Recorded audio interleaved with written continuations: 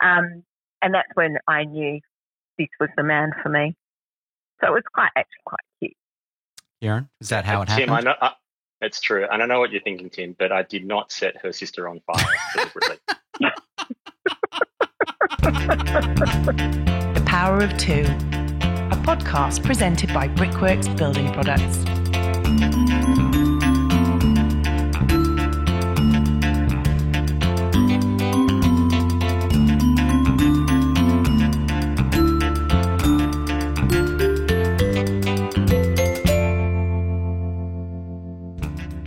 G'day, I'm Tim Ross and welcome to The Power of Two, a podcast where I talk to architects who are partners in work and in life. Yes, how does it work? In this episode, we'll hear from Kieran Wong and Emma Williamson, who've been an integral part of the Perth architecture scene since the late 1990s. This innovative couple who call Fremantle their home will take us through their early days, starting out with their creative practice Coda, their journey through the mining boom, and their recent reincarnation with the Fulcrum Agency. And they'll also let us know how they created their own brick. They're a thoughtful, funny and good-looking couple, and I know you're going to love this chat. This is Kieran Wong and Emma Williamson.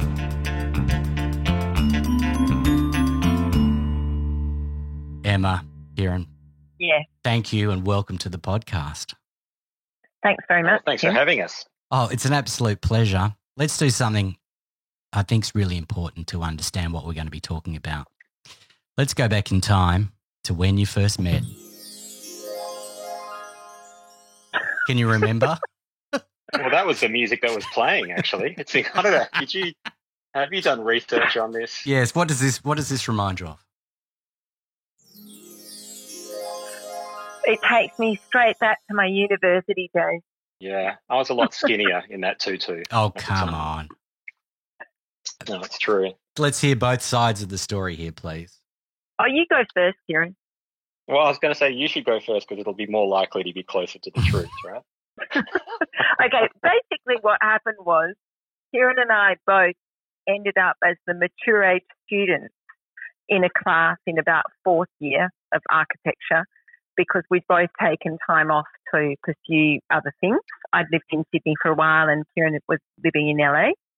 And I mean, for two different reasons, I think it should be clear. Emma was obviously a high distinction type of student, and she was onto her second or third degree by the time we met, and had worked in, was working in Neil Durbach's office at the time, and then decided to come back and finish her sort of third degree. And in contrast, I'd failed fourth year and taken 2 years off to try and work out what I wanted to do.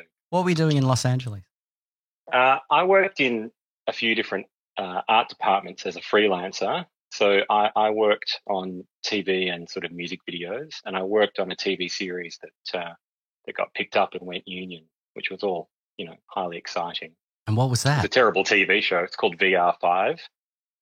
Yeah, no, I can't remember that one, but that's okay. No one can. It had this woman who, the lead was Laurie Singer. You remember Laurie Singer? I'd Google now mentally and then I'll remember and know, but yeah. It puts me within striking distance of Kevin Bacon. Once you Google her, you'll know what I'm talking about. We're all madly Google now. So you're in Los Angeles doing what the great Roy Grounds did, went to Hollywood and worked on the movie sets. So you're doing something similar. Yeah, and I don't think I'd put myself in the kind of that category, but so you both find yourself back in wonderful Perth, and you're in your mature age students. How mature though? How old? I'm not very mature. We're like 23. Yeah. Okay. So you're still kids, but you're older than the 18-year-olds, and so you've got something in common. And how long until you were together? Not very long. A little bit of time. Well, the reason that when I realised that we were going to be together was on the Australia Day fireworks, and we were watching them on a friend of ours' balcony that overlooked the river and freeway in Perth. And some of my family were there, and I've got a sister who's 18 years younger than me. So at the time, she was 5. Yep. And she actually caught fire because one of the housemates of my friend had left these candles on the balcony, on the veranda that everyone was standing on, and her dress, she was just the right height that her dress kind of lapped up against it. Anyway, I put her out. I grabbed the dress, put out the fire, and in the process of doing that, really badly burnt my hand. Oh. And Kieran came to my rescue and ferried ice from an esky into the bathroom basin where I had my hands resting, trying to quickly get my jewellery off my hands as my hands exploded. And that's when I knew this was the man for me. So it was quite cute. Kieran, is that how it happened? Tim, I know, it's true. And I know what you're thinking, Tim, but I did not set her sister on fire deliberately.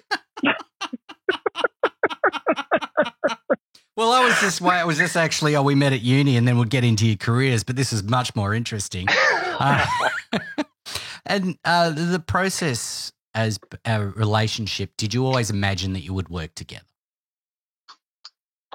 Look, I don't know that we did have a long-term plan like that in the beginning. You know, to be honest, we were just, at the very beginning, we were just going out. We were in uni. I don't think we were thinking, hugely long distance into the future. But I think, we studied together and we enjoyed kind of doing our thesis projects together. I think as well we didn't have anyone else that we wanted to work for. We didn't really feel like there was someone else that we had a driving ambition to work for, and we felt like we could give it a crack ourselves. And so, that takes us to 1997 and you start Coda. And tell us about those days and what you were trying to achieve. Well, Coda was a really interesting sort of experiment, really. So, Coda started because a friend of ours who was a photographer, a guy called Tony Nathan, introduced us to a couple of people who just arrived from Europe, one of whom was an architect. And we ended up having this sort of dinner party and deciding at the dinner party, there were 6 of us there in total, 3 couples. And we decided at the dinner party that we should set up a studio together and, call it Coda and go into business together, having just met. So that's pretty quick, isn't it? What was it about that dinner party? Was it the chicken? No, I think, look, again, we're young and we had nothing to lose. There was nothing we also believed that if we made a lot of effort, we could create our own energy. So we're working in a particular environment in Perth, which is quite distinctly different to if you're working in Sydney or Melbourne. So like the overheads are really low, but the opportunities are really scarce.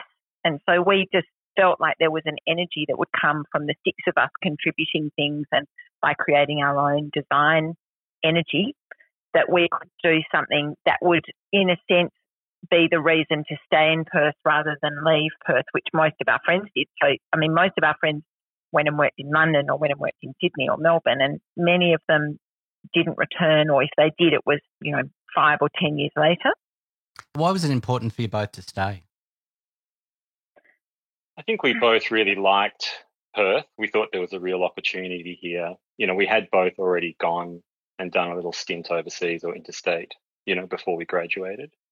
And we felt like, I certainly felt like there was there's something about Perth in terms of its isolation, which allows a kind of opportunistic approach to sort of doing things. It's a small place. You can be quite quickly connected to a lot of people. It felt like the 6 of us, because we all came from quite radically different backgrounds and had different sort of skills. Tony was a photographer and Marit was a sort of industrial designer and had a clothing store. Miriam was a fashion designer who'd worked for people like Romeo Gigli, and, Diego was an architect, and just felt like a really interesting mix of people that we could kind of connect to a lot of different networks and do stuff, which felt like we possibly couldn't pull off, anywhere else. So, yeah, we stayed. And what was the reality of the consortium? Look, it was really good, actually. I think it lived up to it. Great. Yeah, I thought it was great. It was really great. And it, how many years did we do it for? We did it until probably 4 years like that, until eventually everyone got to this next stage where there was that natural kind of review of where are we all going individually. And it was just time for us to do our own thing a little bit more. And we decided that we would move to Fremantle. And at that time, we were also having our first child. So there was kind of a few things in the mix that made us feel like it was time to rethink what the next kind of 5-year period might look like. And so when this next stage and you're in terms of your output and the things that you wanted to achieve, what did you want to be doing? The next stage, once we'd split up and we took the Coda name. Yeah. Well, we decided we would focus more on architecture. So prior to that, I had been collaborating with Miriam in fashion and Kieran had been doing graphics. So there was a kind of, it wasn't as focused, and we decided that we would focus our energy much more on building up the kind of architecture practice. So that's really what we did for the next probably 5 years. And then it's weird the way that it's worked out, but just the way that our careers have kind of worked out is about every 5 years there's been a bit of a step change. And about 5 years after that, we actually decided really consciously that we would shift our practice from residential architecture into more public works. And so that was a really conscious move again. So we've had in our careers, I think, always taken time to and made a big effort to step back and look strategically at where we want to go and not just kind of moved without a plan from year to year. With residential architecture, what did you like about that as a pursuit? I really liked residential architecture, obviously the scale of it. We worked at a very sort of modest end of the residential spectrum, so we were doing a lot of alterations and additions and very small houses for people who were, really engaging architects for the first time and possibly building a kind of bespoke house for the first time. So I really enjoyed that, I guess, connection with the client and the kind of idea of trying to come up with an idea that matched the way that they had, it sort of matched their aspiration and the way they wanted to live. We tried to work within, I guess, a series of typologies in housing early on that were very sort of straightforward and the geometries of the houses were very straightforward. And then we tried to be kind of delightful with the interiors and kind of the spaces in between, because the budgets were so tight. So I liked being on site. I really loved that phase of architecture of being on site and learning how to put a building together. So for me, that was a really fun time. I think as well, there's something to be said for really understanding the kind of pleasure that materials bring. And we've always worked really hard to think about really humble materials. So really trying to limit the amount of sort of gyprock you use in a project and trying to bring out the kind of texture and warmth of materials like brick and timber and plywood, and just exploring and testing and pushing those materials much further, because for us that kind of texture and layering of age is the thing that makes a house a home. And one thing that I really struggled with when we built our first home that was new as opposed to an alteration and addition is just the kind of newness, like there's no memory, but you need actually really rich materials, like humble but rich materials like brick to be able to pull that off, I think. So that really, we really learned that as we were going through that first 5-year phase, and it's something we've taken with us all the time. You're listening to The Power of Two, and my guests are Kieran Wong and Emma Williamson of the Fulcrum Agency. If you'd like to see any of the projects discussed in this podcast, just head to the gallery at brickworks.com.au.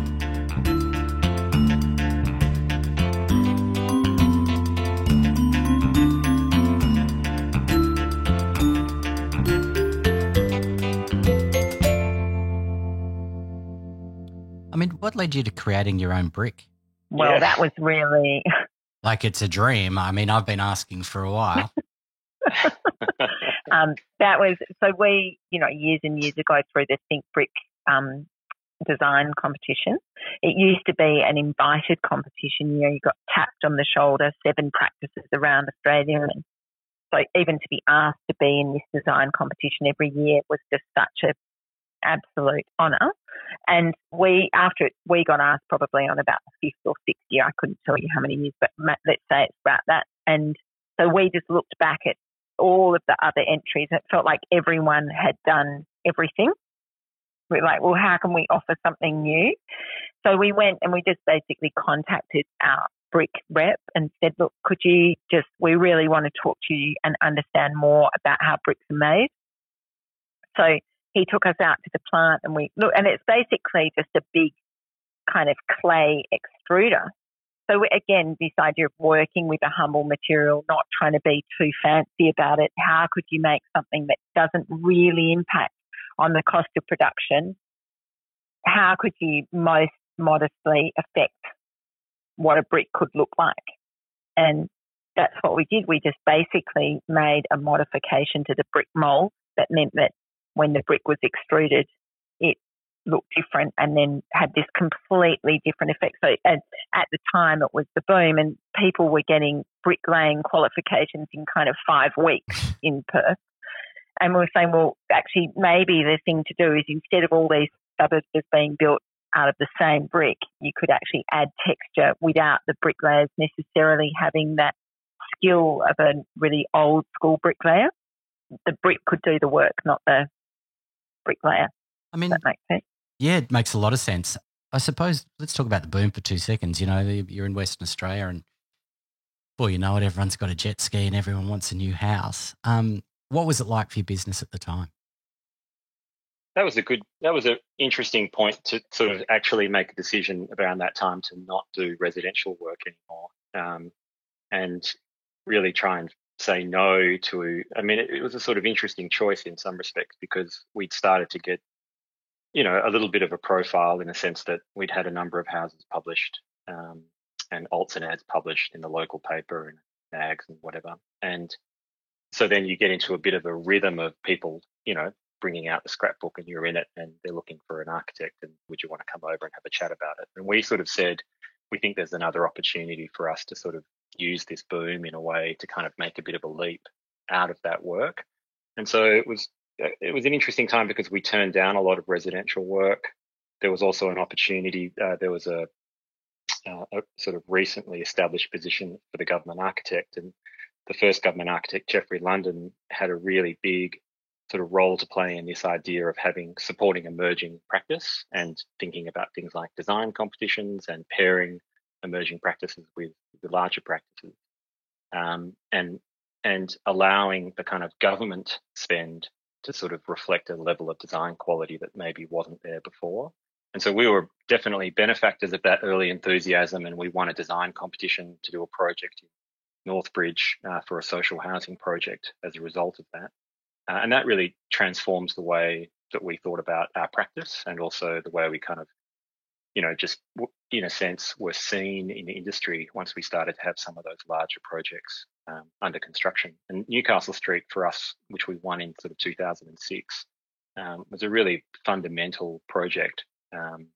Really interesting use of, things like face brick and kind of express steel structure to try and build a really, relatively challenging project brief in a pretty tough site in Northbridge.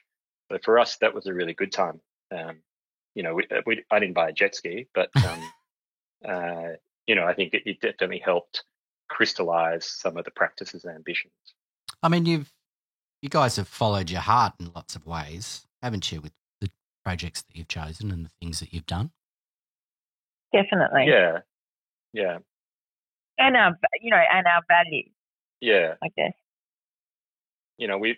We've always been, in a sense, the strongest supporters of each other in terms of having a sense of why we do the work we do, and the reasons that we have a practice in the first place and the ways in which we can be useful. And for us, that kind of notion of the sort of underpinning of social justice, the kind of why we do what we do is really kind of fundamental. So yeah, it's always been the thing that drives us. Yeah, let's talk through some of those projects where that's been top of mind for you and that you're proud of. Well, I mean, at the moment, probably the most recent project that I'm most proud of is a project called the Groote Archipelago Housing Project up in the Northern Territory. And it's a housing project that was, in a sense, co-developed and the whole process was co-designed with the local Anandiliaqua community.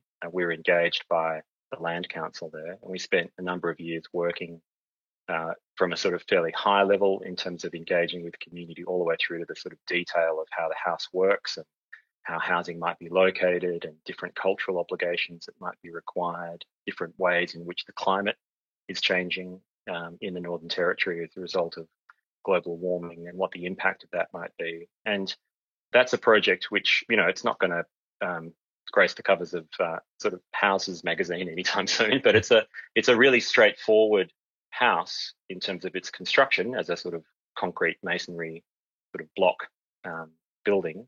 But the plan of it, the way in which it's adaptable, the way in which it can be reconfigured by its occupants, the way in which it responds to Anadili aquaculture, I think is, it's definitely one of my sort of highlight projects that I've ever worked on. What about you, Emma? Yeah, I don't know. I think that I feel like for us, I mean, I can't point. Oh no, I probably can. I think a career, like a bit of a career highlight for me in terms of a built form, it would be the Bunbury Catholic College.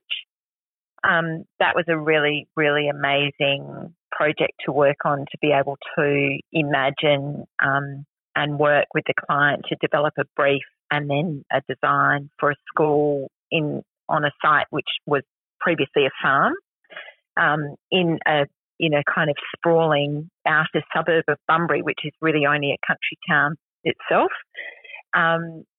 And that was a real privilege, actually, to work on that project. And the clients were really fantastic in terms of their faith in us proposing, different ways of the children, different types of learning spaces and what those interiors would feel like for students. And the result of I really, really enjoyed working on that project. That was a highlight. Yeah, that was my highlight. I'm sure you've got plenty more of them that you could rattle off. But what's the best thing about working together? Well, I think the best thing about working together is a little bit about the best thing about it's like the best thing about being married, which is that you're on the same team. Yeah. So you're not in competition with each other. It's like you're working towards the same greater good. And so you look to play to people's strengths. And that's really nice to know that someone's got your back. And that doesn't mean that you have to agree with someone all the time. It just means that you've always got the best end intention in mind. I think that's definitely right. I mean, I think there is a sense of, the way in which we live at home and in the office is a kind of an extension of each other, and they're not, in each field, in each area, we're sort of pushing ourselves a little bit. You end up sort of trying to always ensure that, you are operating it in your best possible way. And I think it's good, we both take different approaches to certain things, how we want to think about the types of work we do, or how we talk to our staff or talk to our clients or listen to, issues that are raised by any of those people, and different ways that we might respond to it. So it's a real, it's really quite amazing to be able to work with someone that you trust completely inherently, and to be able to fire stuff, off and think about questions, and to also, have faith in them that they'll do the right thing and push you. It's I don't want to end up sounding too corny, but it is a pretty amazing thing to be able to kind of be married to your business partner. So if you have a fight in the office, unlike other business partners, everyone understands that it'll be over pretty soon. It'll be fine. Yeah, I don't think we've ever had a fight in the office, have we? Or at home? Come on. Not really. Oh, no. You wait until you get home. We don't really have a very fighty relationship. So that's, I guess, most things, going back to that thing of, what was it like working on when we worked on houses, you get to see inside people's relationships, of course. And sometimes, I remember having clients where every single thing was a negotiation. Like, it didn't mean that they argued about it, but it meant that that had to go through the mill of negotiation. And I just realised at that point very early on that we don't have that to nearly the same extent as a lot of other people. We're very like, okay, you made the decision. I'm willing to go with that.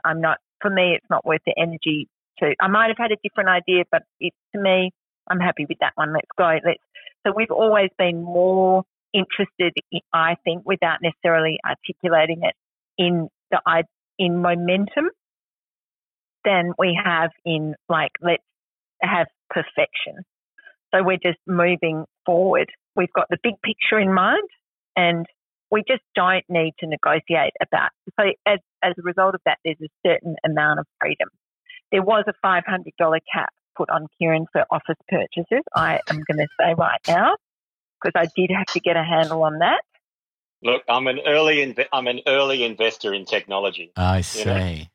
Yeah. And I can buy anything I want on Gumtree. I love it. Look, we've always been really kind of strict, I guess, about not having that. And then I think the main thing has been the children. They've really held that line for us. And I think it's healthy. I think it's healthy for every person to have a different, like have a break from work, as it is healthy for people to have a break from their family life. Oh, absolutely. Which brings us to the complexity of our current situation. Yeah, well, there is no... where work and family life is completely on top of one another. Yeah, I mean, does the current situation make it easier for you guys and other people because you are aware of each other's working environment? I mean, I think we're used to working together and having a kind of shorthand around what works, what should be discussed in the office versus what should be discussed at home and how it can be discussed, and I think that does help, when you're having to, work and live all together like we are at the moment in this kind of COVID situation. I think there's also just the advantage of each one of us knowing what we each do each day, what our jobs are. And, it's not that thing where you suddenly realize, God, my husband, he doesn't do anything all day, so actually we know what we do. And what did you do today? Yeah, there's no, what did happen today? Oh, which one was that person again? Oh, yeah. Oh, who was that person? Oh, I can't remember that. What did you do? Yeah. That's enough about my life. Let's go to 2019 and launch the Fulcrum Agency. Is there a sense that you're returning to some of that spirit from 1997? I think a little. I think so. Yeah. Well, let's work it out, guys. Is it? Are you in? If there is, am I wrong? It's the but it is. But this is why I wanted the questions in advance. No, but you know what's interesting about it, because I haven't really thought about that. But in a sense, what it is that I think when we started Coda, we did that, and we were just like blindly enthusiastic. Like, yep, we can do it. We put enough work in. We're going to get this result. And then we continued that same attitude, for years and years and years. Like, we're just going to keep pouring effort in and we're going to build this business up and up and up and up and up. And then when we started the Fulcrum Agency, it was with it's that same energy of starting a new business, definitely. But it's saying, okay, well, we know all of these things now that we didn't know before. And so there's a kind of speed with which you can act and a clarity. So you go, okay, I'm not going to put that in place right there, because I know once I expand out that, policy around how I employ staff, that's not the right thing to do. Or I'm going to, there's just a nimbleness, I think, that comes from being experienced, and it's fantastic. I think it's better.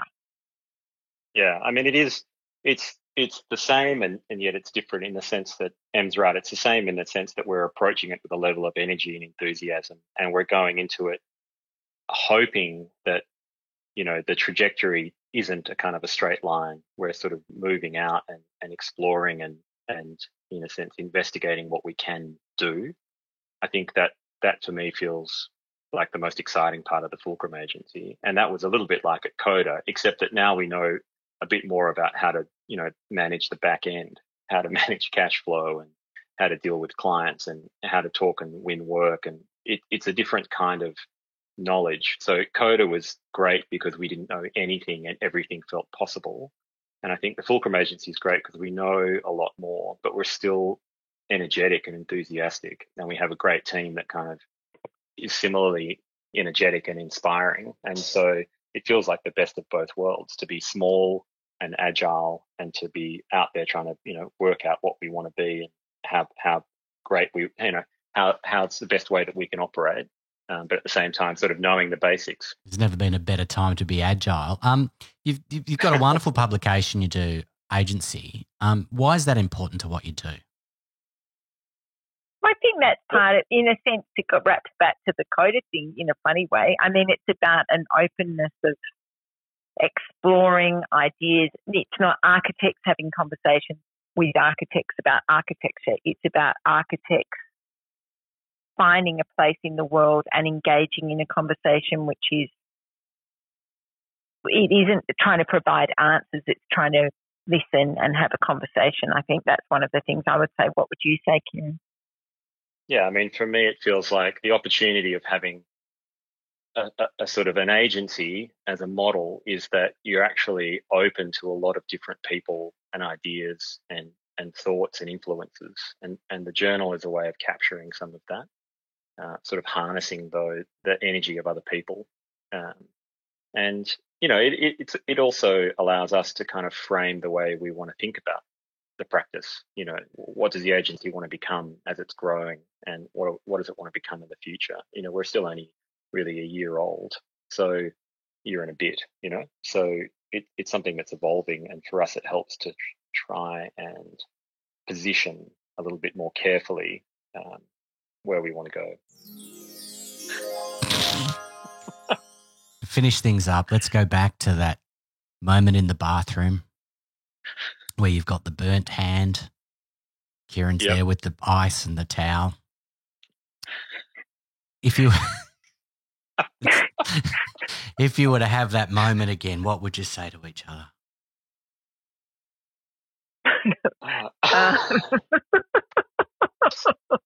It was probably maybe it was like a metaphor for our life. Quite fiery, quite unexpected. Putting out 5-year-olds. Yeah, quite fierce crises. That's good. No, look, I won't put you under pressure for that.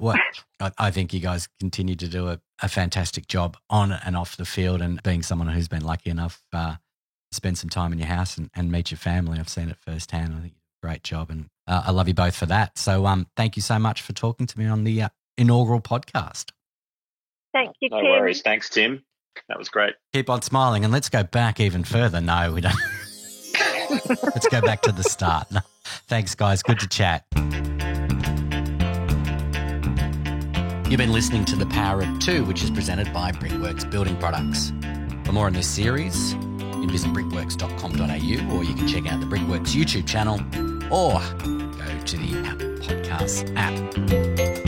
I'm Tim Ross. Thanks so much for listening.